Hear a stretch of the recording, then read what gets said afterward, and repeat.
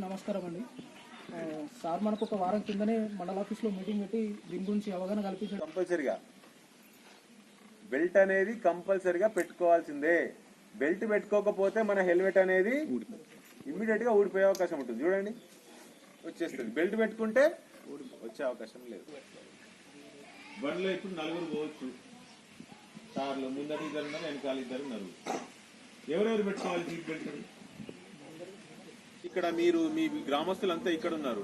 మీరు పైన రోడ్డు పైన కూడా వెళ్ళొచ్చు, లేకపోతే బస్వాపూర్ ఎక్స్ రోడ్ దగ్గర కూడా వెళ్ళి రావచ్చు ఏదో చిన్న పని మీద. అట్లానే మీరు కోటగిరికి రావచ్చు, బీర్పూర్కి వెళ్ళొచ్చు, నిజామాబాద్కి వెళ్ళొచ్చు, బాన్స్వాడకి వెళ్ళొచ్చు. అది ఇక్కడ నుంచి బస్వాపూర్ వరకు నడుచుకుంటా పోవచ్చు, 2 వీలర్ మీద పోవచ్చు, కార్లో పోవచ్చు. అట్లానే మనం నిజామాబాద్కు పోవడానికి కూడా ఆటోల్లో పోవచ్చు, 2 వీలర్స్ కానీ కార్లో అయినా పోవచ్చు. మనం ప్రయాణం చేయొచ్చు. మనం ఇట్లా ప్రయాణం చేసేటప్పుడు మనం సేఫ్గా ఉండాలంటే కొన్ని చిన్న చిన్న ప్రికాషన్స్ మాత్రమే తీసుకోవాలి. పెద్ద మనం ఎక్స్పెండిచర్ చేయాల్సిన అవసరం ఏం లేదు, మనం ఖర్చు పెట్టాల్సిన అవసరం ఏం లేదు. ఆ చిన్న చిన్న ప్రికాషన్స్ తీసుకొని మనం ప్రయాణం చేసినట్టయితే సాఫీగా ఆనందంగా యాక్సిడెంట్లు కాకుండా మనం పోయొచ్చే అవకాశం ఉంటుంది. అది ఎట్లా ఒకసారి చూద్దాం. మనం ఇప్పుడు నడుచుకుంటూనే పోతున్నాం. నడుచుకుంటూనే పోయేటప్పుడు మనం ఇప్పుడు సపోజ్ మీ లింగాపూర్ రోడ్ నుంచి మనం అక్కడి దాకా వెళ్తున్నాము, బస్వాపూర్ ఎక్స్ రోడ్ దాకా వెళ్తున్నాము.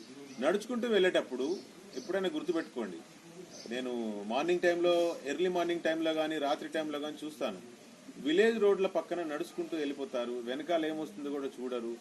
లైట్ కూడా ఉండదు మన దగ్గర, లైట్ కూడా ఉండదు. మనం రూట్లో వెళ్ళిపోతూ ఉంటాం. వెహికల్ మన వెనకాల వచ్చే వెహికల్ మన దగ్గరకు వచ్చేంత వరకు కూడా మనల్ని గుర్తుపట్టే అవకాశం ఉండదు. చీకటి టైం నడుచుకుంటూ పోయేటప్పుడు ఎప్పుడైనా గుర్తుపెట్టుకోరు, మన దగ్గర ఫుట్పాత్ లేవు కాబట్టి ఆపోజిట్ రూట్లో నడవాలా. ఇప్పుడు మనం బస్వాపూర్ పోవాలంటే లెఫ్ట్ సైడ్ నడవాలనా, రైట్ సైడ్ నుంచి నడవాలనా? లెఫ్ట్ సైడ్ నుంచే నడుచుకుంటూ పోతాం కదా. అట్లా ఎప్పుడు చేయొద్దండి. మీ వెనకాల నుంచి ఏ వెహికల్ వస్తుంది అనేది మీకు తెలియదు. ఆపోజిట్ రూట్లో మీరు నడుచుకుంటూ వెళ్ళాలి. దట్టు ఒక నైట్ టైం అయితే లైట్ పట్టుకొని వెళ్ళాలి. మనం ఇట్లా నడుచుకుంటూ పోతే వెనకాల నుంచి ఏమొస్తుందో మనకు తెలియదు కదా. అది ఏమన్నా చేయొచ్చు మనకు. మీరు ఎదురుగా దానికి వెళ్ళిపోతే ఫుట్పాత్ లేని టైంలో, మన దగ్గర ఫుట్పాత్ లేవు కాబట్టి, ఫుట్పాత్ లేకపోతే ఆపోజిట్ సైడ్లో వెళ్తే వీ విల్ బి సేఫ్. ఆ వెహికల్ వచ్చేది మనకు తెలుస్తుంది, దానికి మనం దారి ఇచ్చి మనం పక్క నుంచి నడుచుకుంటూ వెళ్ళిపోతాం. ఫుట్పాత్ ఉంటే మాత్రం లెఫ్ట్ సైడే నడవాలి, ఫుట్పాత్ లేకపోతే రైట్ సైడ్ నుంచి నడుచుకుంటూ వెళ్ళిపోవాలి. ఇది నడుచుకుంటూ పోతే మనం బస్వాపూర్ ఎక్స్ రోడ్ దాకా 2 వీలర్ మీద పోతున్నాము. ఏమేమి ప్రికాషన్స్ తీసుకోవాలి?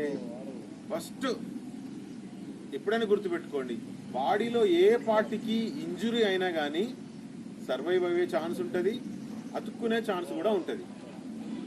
ఒక హెడ్ పార్ట్లో డ్యామేజ్ అవుతుంది, బ్రెయిన్కు తగిలితే మాత్రము దాని రిపేర్ అనేది చాలా చాలా కష్టము.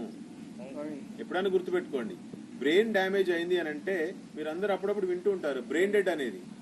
బ్రెయిన్ డెడ్ అంటే ఓన్లీ బ్రెయిన్ ఫంక్షనింగ్ మాత్రం నడవదు, మిగతా బాడీ అంతా బాగానే ఉంటుంది. బ్రెయిన్ పని చేయకపోతే మనిషి ఏడ బతుకుతాడండి? మనిషి బతకలేడు కదా. సో అందుకోసమని ఎప్పుడు మనం హెడ్ని సేఫ్గా ఉంచుకోవాలి. సేఫ్గా ఉంచుకోవాలంటే ఏం చేయాలా?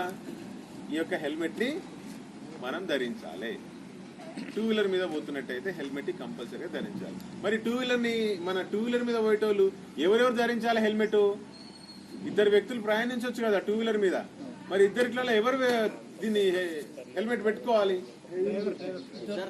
ఇద్దరు పెట్టుకోవాలి.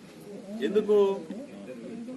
మనం బండి మీద పోతా ఉంటే బండి స్లిప్ అయి పడిపోతే, ఆ బండి మీద ఇద్దరుంటే పడిపోతే ఇద్దరికి దెబ్బలు తాకుతాయా, ఒకరికి దెబ్బలు తాకుతాయా? అందరూ కూడా హెల్మెట్ పెట్టుకునే ప్రయాణించాలి. అందరం కూడా హెల్మెట్ పెట్టుకునే ప్రయాణించాలి. సో మనం సేఫ్గా వెళ్తాం, మన పని పూర్తి చేసుకుంటాం, సేఫ్గా వచ్చేస్తాం. పడ్డ కానీ కాలుకు చేయికి దెబ్బలు తగిలితే ట్రీట్మెంట్ చేసుకుంటూ పోతే, ఒకవేళ ఫ్రాక్చర్ అయినా కానీ హాస్పిటల్లో ట్రీట్మెంట్ చేసుకుని సర్జరీ చేసుకుంటే ఒక 40-50 డేస్, 2 మంత్స్, 3 మంత్స్ తర్వాత మళ్ళీ యాజ్ ఇట్ ఈస్గా సేమ్ పొజిషన్లోకి వచ్చేస్తుంది. ఇది. ఇంకా మనం కార్లో పోతున్నాము. కార్లో పోయేటప్పుడు ఏం చేయాలి? సీట్ బెల్ట్ అనేది ప్రతి కారుకు ఉంటుంది. ఇప్పుడు వచ్చిన కొత్త మోడల్ కార్లకైతే అన్నింటికి 6 ఎయిర్ బ్యాగ్స్ వచ్చినాయి. మనం సీట్ బెల్ట్ పెట్టుకుంటేనే ఎయిర్ బ్యాగ్ అనేది ఏమైనా ప్రమాదం జరిగినప్పుడు ఓపెన్ అవుతుంది. అండ్ ప్రమాదం జరిగినప్పుడు ఎయిర్ బ్యాగ్ ఓపెన్ చేయడానికే సీట్ బెల్ట్ కాదు, మనం జెర్క్ మూమెంట్ అంటాం. జెర్క్ మూమెంట్ అంటే మీరు ఒక్కసారి సీట్ బెల్ట్ను కార్లో ఇప్పుడు టెస్ట్ చేయండి. సీట్ బెల్ట్ పెట్టుకోకముందే సడన్ గా గుంజండి. గారికి ప్రత్యేకంగా ధన్యవాదాలు తెలియజేస్తున్నాం. ఎందుకంటే ఈ అరే కార్యక్రమం మా గ్రామం నుంచి ఒక కార్యక్రమం ఏర్పాటు చేద్దాం సార్, యువకులు ఉన్నారు, వాళ్ళందరికీ మీ ద్వారా ఒక మంచి మెసేజ్ ఉంటుందని చెప్పగానే మా మాటకు అంగీకరించి ఆయన సమయం ఇచ్చి మా గ్రామానికి రావడం మా అందరికీ చాలా ఆనందకరం. కాబట్టి విషయం ఏంటంటే సార్, మా గ్రామంలో యువత అధికంగా ఉన్నారు. అయితే గతంలో ఎప్పుడు కూడా మా దగ్గర మా గ్రామం నుంచి రోడ్ యాక్సిడెంట్స్ కాలేవు సార్. కానీ రోడ్ ఒక 2 ఇన్సిడెంట్లు జరిగినాయి సార్. ఇక్కడ నీరడి సాయిలు అని దీర్పూర్ నుంచి వస్తూ ఉంటే సంబాపూర్ దగ్గర ఒక చిన్న యాక్సిడెంట్ అయ్యి ఆయన హెల్మెట్ లేకపోవడం వల్ల అక్కడికక్కడే పడి మృతి చెందడం జరిగింది స్పాట్ లో. నెక్స్ట్ రెండవ విషయం ఏంటంటే మొన్న సార్ 3 days బ్యాక్ ఇక్కడ రాజేష్ అని గవర్నమెంట్ అంటే విఆర్ఏ సార్, అలా నాన్న పదవి ఆయనకు వచ్చింది, నాన్న పోస్టింగ్ సూర్యాపేటలో మధ్యకుంట మండలం సూర్యాపేటలో పోస్టింగ్ నిర్వహిస్తుండు. 22 సంవత్సరాల యువకుడు సార్. అయితే ఆఫీస్ నుంచి పనులు ముగించుకొని అతను రూమ్కి వెళ్తున్న తరుణంలో ఏదో సడన్ గా బుద్ధి అక్కడిదక్కడనే పడి ఆయన నెత్తికి తలకు బలమైన గాయం తగిలి అక్కడనక్కడనే ఆయన మరణించడం జరిగింది సార్.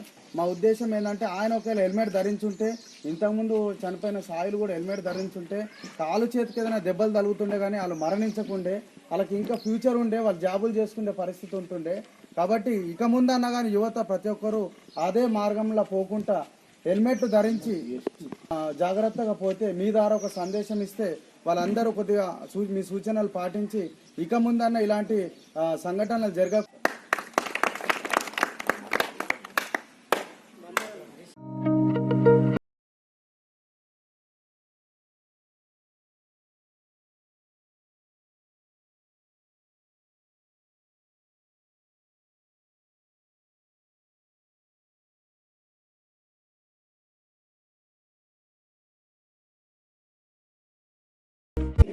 పాటిస్తానని, హెల్మెట్ మరియు సీట్ బెల్ట్ ధరిస్తానని, తాగి వాహనం నడపకుండా ఉంటానని, సెల్ ఫోన్ డ్రైవింగ్ చేయనని, నా ప్రాణాలను మరియు ఇతరులను కాపాడుకుంటానని ప్రతిజ్ఞ చేస్తున్నాను.